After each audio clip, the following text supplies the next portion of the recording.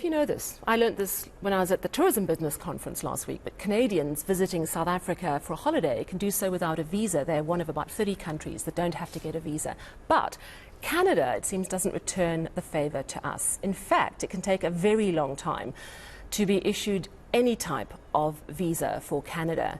And it seems there could be more at play than the slow wheels of bureaucracy. Canadian embassy staff around the world are to be given anti-racism training.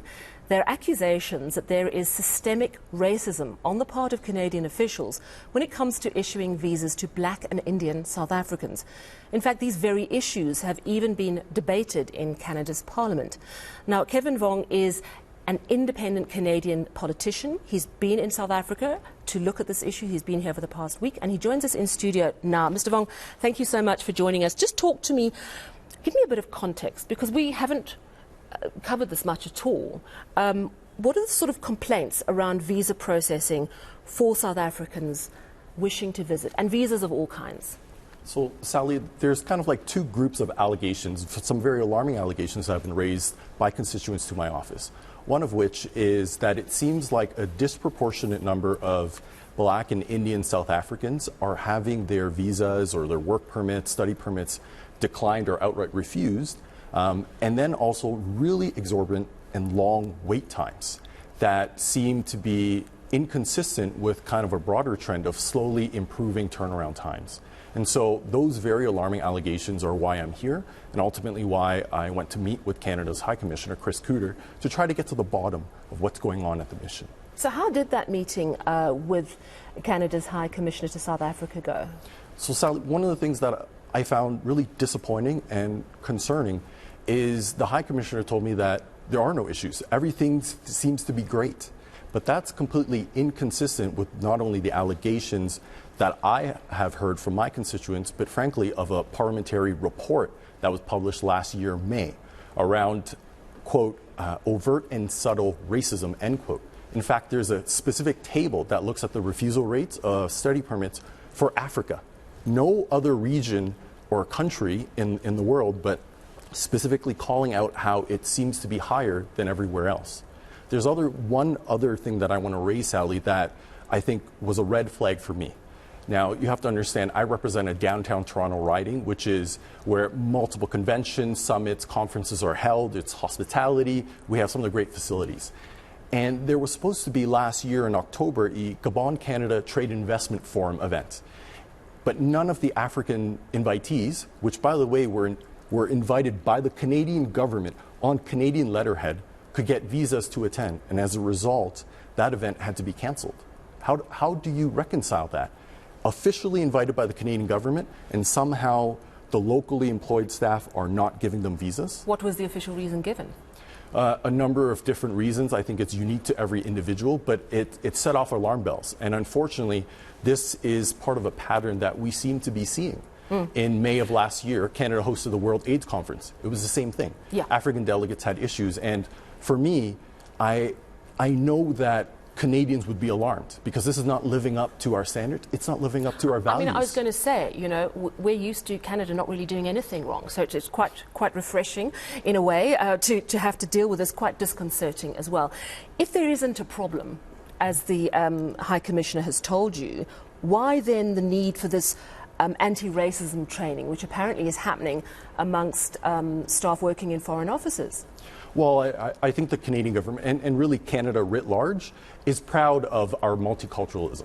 And we will take proactive steps to ensure that we're continuing to update and train our staff. At the same time, with these allegations that have been covered widely by media, that I've raised in the House of Commons in June, and has been covered by, more recently, specifically outlining South Africa again in a Globe and Mail, which is our national paper of record, in August. Again, I'm immensely disappointed and alarmed to hear that our Canadian High Commissioner had no idea that everything seems to be, you know, rainbows and unicorns here at the mission. And I know that I think if the Canadian government was truly aware of what was going on, that they would take action.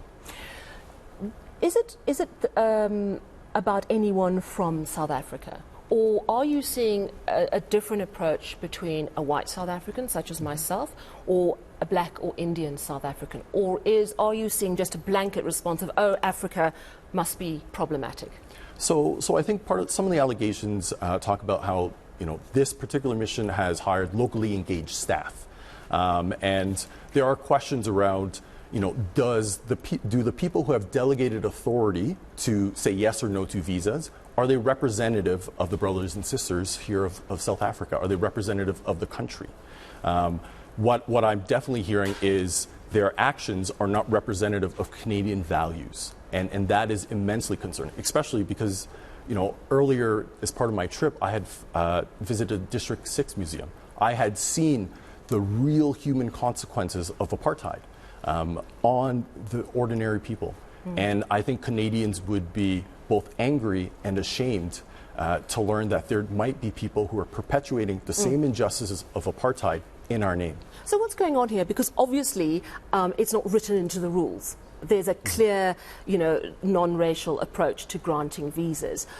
How do you then pinpoint what's going on? I mean, it's very hard to pick up that sort of prejudice. Does it come down to looking at the reasons given and then saying those are incorrect reasons? I'm just trying to understand how it is denied a visa. So, in theory, it should be merit-based. Now, I think if we were to, and that's one of the recommendations that ultimately came out of the Parliamentary Committee report on immigration, was actually to further look into the data. One of the trainings that Canadian bureaucrats have to undertake, and I have too, is something called gender-based analysis, GPA plus training. It provides an equity and diversity lens to evaluate programs, policy, and program supports. And I think if we were to apply that very training that the Canadian government is proud to have established and executed throughout the bureaucracy, that I think this should come out as an alarm bell. And I think part of that is why I'm here.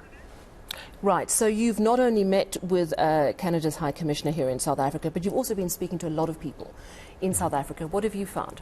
So I've spoken to a number of immigration consultants, people who have made their livelihoods and helped thousands of people.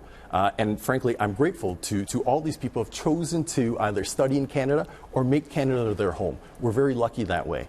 But it seems like there is what people have coined increasingly Canada's Africa problem, where it seems if people are of black or Indian heritage, that there are higher refusal rates or much longer wait times. And I'm trying to get to the bottom of why that is.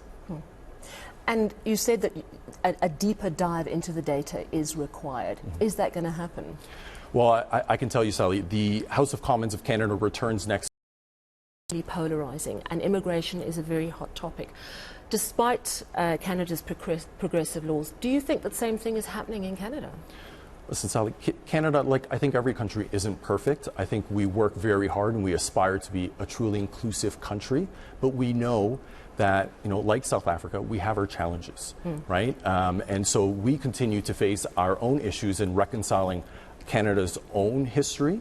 But at the same time, I think we need to ensure that we're stepping up and living up to our standards and our values. And that's not what seems to be happening right now in Canada's High Commission here in South Africa. I mean, if we look at our visitor visa situation, Canadians are welcome here. And I've been told that it's in part because Canada isn't seen as a high-risk country. But many countries from Africa are. I mean, if you look at South Africa's situation, we have been grey-listed, partly because we need to get our laws around terrorism and the money flows properly in order. So there's possibly, would you agree, some justification for being more cautious with those applications. Are you sure it's much more than that?